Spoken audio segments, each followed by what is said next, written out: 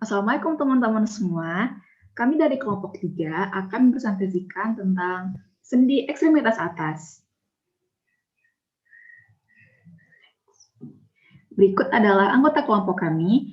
Ada Aulia, Aulika, Cindy, Eka, Fadia, Josephine, Fikri, Pinka, Rizka, Tahirah, dan Yulia.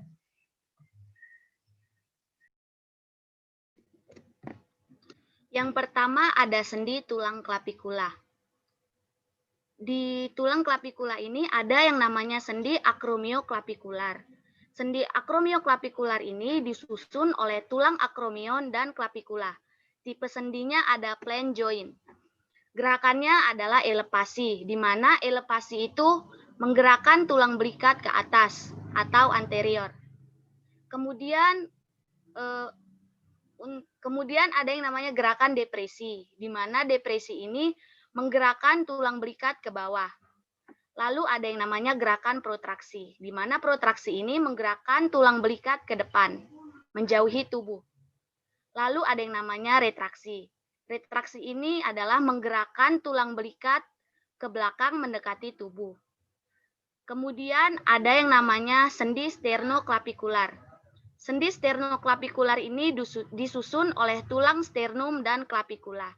Tipe sendinya adalah saddle joint. Untuk gerakannya, yang pertama ada gerakan elevasi, kemudian ada gerakan depresi, lalu ada gerakan retraksi. Berikut adalah contoh gerakan elevasi, depresi, retraksi, dan protraksi.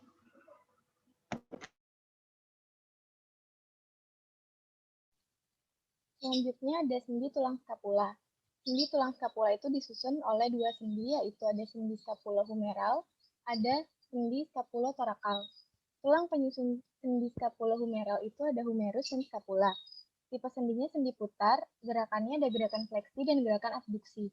Gerakan fleksi itu gerakan menaikkan tangan ke atas seperti mengangkat tangan, terus gerakan abduksi itu gerakan menjauhi tubuh.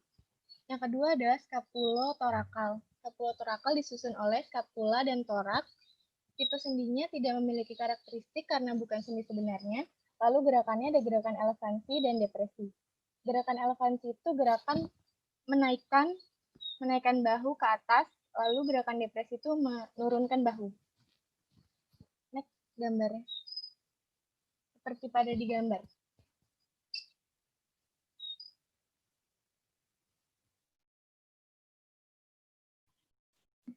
Lalu selanjutnya ada sendi tulang humerus. Sendi tulang humerus itu terdapat acromioclavicular.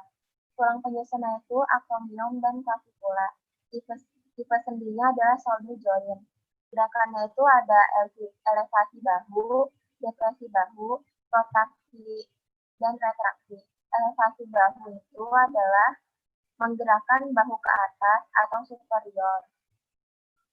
Dan yang kedua itu ada depresi bahu. Depresi bahu adalah menggerakkan bahu ke bawah, yaitu atau namanya inferior. Yang ketiga itu ada protraksi. Protraksi adalah menggerakkan humerus ke depan dan menjauhi tubuh.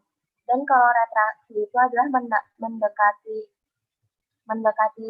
ke belakang dan mendekati tubuh. Nah, selanjutnya itu ada sternoclavicular. Tulang penyusunnya itu sternum dan clavicula. Nah, tipe sendinya itu shoulder joint. Nah, gerakannya itu sama seperti acromioclavicular, yaitu elevasi bahu, depresi bahu, protraksi, dan retraksi. Selanjutnya itu ada articulatio humeri. Tulang penyusunnya itu adalah caput humeri dan cavitas glenoidales scapulae. Nah, tipe sendinya ini ball and socket joint atau sendi putar. Nah, gerakannya ini ada aksi sagital, yaitu abduksi dan abduksi.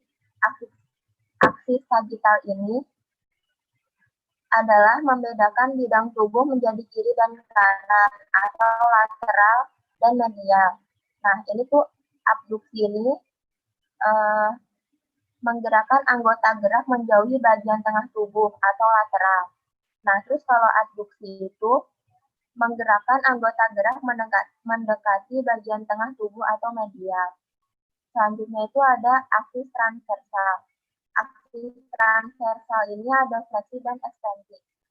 Aksis transversal ini adalah membedakan bidang menjadi bidang atas dan bidang bawah.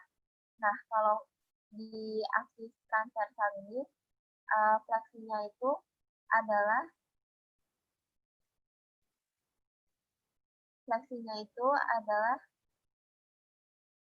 ada fleksi dan ekstensi. Terus yang ketiga itu ada aksis longitudinal.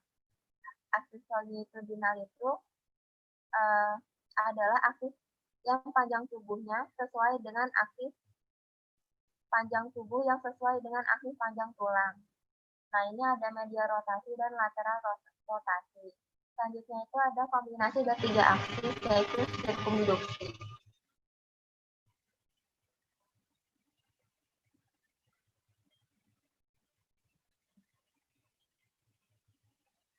Berikut merupakan gambar-gambar dari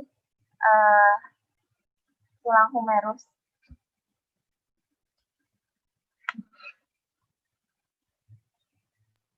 Baik, yang selanjutnya ini adalah sendi pada tulang ulna yang terdiri dari 2 sendi. Yang pertama itu ada nama sendinya humero-ulnar. Tulang penyusun dari sendi humero-ulnar adalah tulang humerus dan tulang ulna dengan jenis tipe sendinya itu adalah hinge joint atau yang kita kenal dengan sendi engsel. Kemudian gerakannya itu ada fleksi dan ekstensi. Berikut gerakannya. Ini adalah fleksi, kemudian ini adalah ekstensi. Fleksi dan ekstensi. Kemudian ada radio ulnar, yang tulang penyusunnya terdiri dari radius dan tulang ulna. Kemudian tipe sendinya adalah pivot joint, atau kita kenal dengan sendi putar. Kemudian gerakannya itu adalah pronasi dan supinasi. Ini adalah gerakan pronasi, menelungkupkan telapak tangan. Kemudian ini adalah supinasi, mengadahkan telapak tangan. Pronasi dan supinasi. Ya, berikut gambarnya.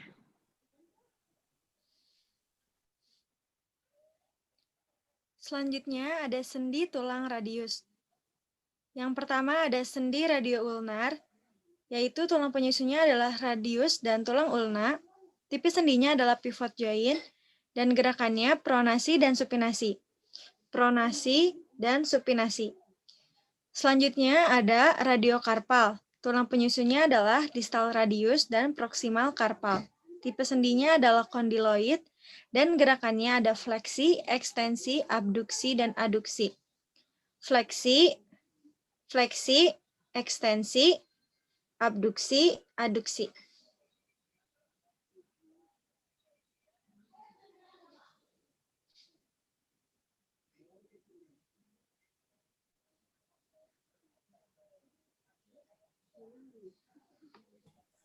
Kemudian selanjutnya di sini ada tulang karpal.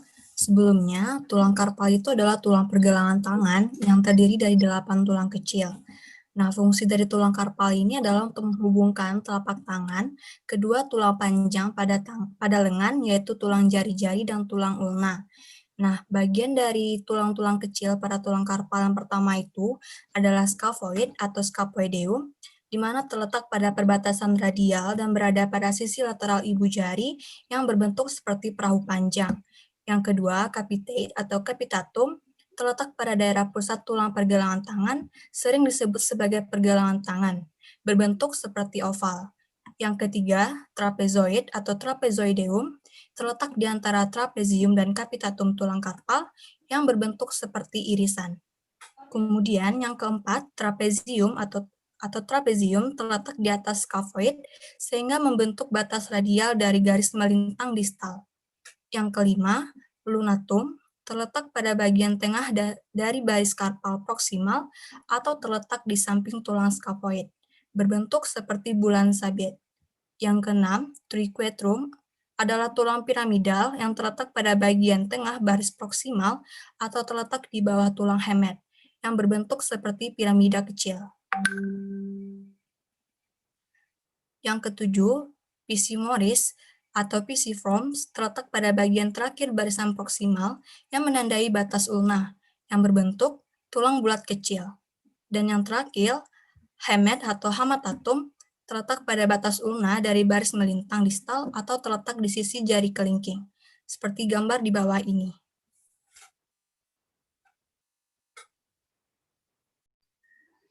Selanjutnya itu ada sendi di pergelangan tangan.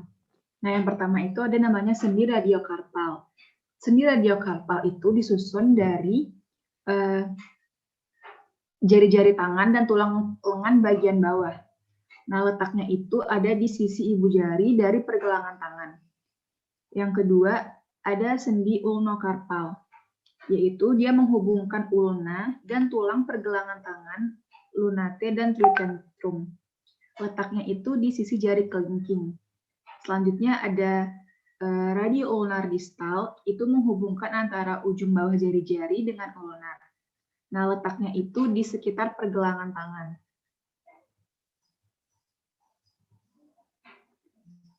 Nah, ini dia gambarnya.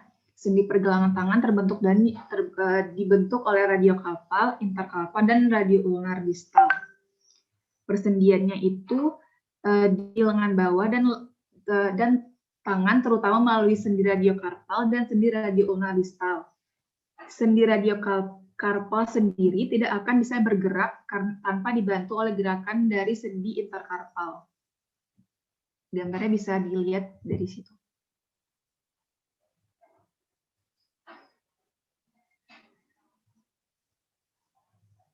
Untuk menggerakkan sendi di pergelangan tangan diperlukan otot-otot pergelangan tangan. Nah, ototnya itu ada yang pertama otot tenar. Otot tenar itu fungsinya untuk melakukan gerakan oposisi poleks. Gerakan oposisi itu seperti ini. Ini namanya gerakan oposisi. Nah, selanjutnya ada musculus adductor pollicis. Fungsinya itu untuk melakukan gerakan adduksi ibu jari. Gerakan adduksi ibu jari itu seperti ini. Selanjutnya ada otot hipotenar, yaitu terdiri dari musculus abductor digiti minimi, musculus flexor digiti minimi brevis, musculus opponens digiti minimi, dan fungsinya itu untuk menggerakkan digitus minimus atau jari kelingking. Nah, yang terakhir itu ada musculi lumbricalis dan musculi interossae. Fungsinya itu untuk mempengaruhi gerakan keempat jarinya yang medial ini. Ada jari telunjuk, tengah, dan jari manis. Di next.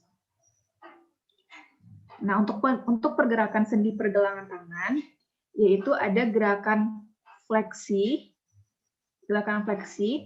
ekstensi, dan hiperekstensi. Lalu ada gerakan abduksi dan gerakan adduksi. Nah, itu dipersarafi oleh otot-otot flexor yang fleksi dipersarafi oleh flexor carpi radialis, flexor carpi unalis, dan palmaris longus. Nah, untuk gerakan ekstensi itu dilakukan oleh musculus extensor carpi radialis longus, musculus extensor carpi radialis brevis, dan musculus extensor carpi unaris. Untuk gerakan abduksi dilakukan oleh musculus flexor carpi radialis, dan gerakan adduksi dilakukan oleh musculus flexor dan extensor carpi unaris.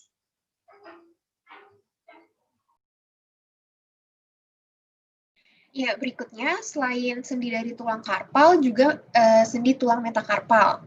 Nah, dari sendi metakarpal ini memiliki nama sendi yang pertama metakarpophalangeae yang disusun oleh tulang os capitatum dengan tipe sendinya yaitu adalah sendi peluru. Nah, gerakannya itu ada fleksi, ekstensi, kemudian abduksi dan adduksi untuk di jari tengah saja.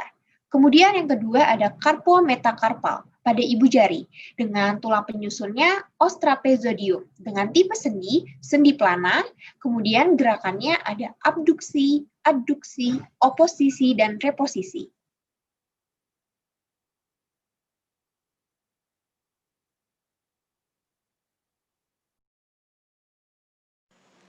Selanjutnya ada sendi phalanx atau tulang ruas jari. Yang pertama, nama sendinya articulationes metacarpophalangeae. Itu tulang penyusunnya ada metakarpal dan proximal phalanx.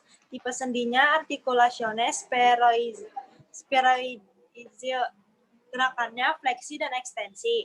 Yang kedua ada articulationes interphalangeae manus proximals. Tulang penyusunnya itu proximal phalangeae dan medial atau intermediate phalanx. Tipe sendinya itu ginglimus joint, gerakannya fleksi dan ekstensi juga. Terus yang ketiga ada articulationes interphalangeae manus distals. Tulang penyusunnya itu middle atau intermediate phalanx dan distal phalanx. Tipe sendinya ginglimus joint, terus gerakannya juga sama yaitu fleksi dan ekstensi. Jadi fleksi itu gerakan membengkokkan, sedangkan ekstensi itu gerakan meluruskannya. Jadi kayak fleksi itu membengkokkan, ekstensinya meluruskan.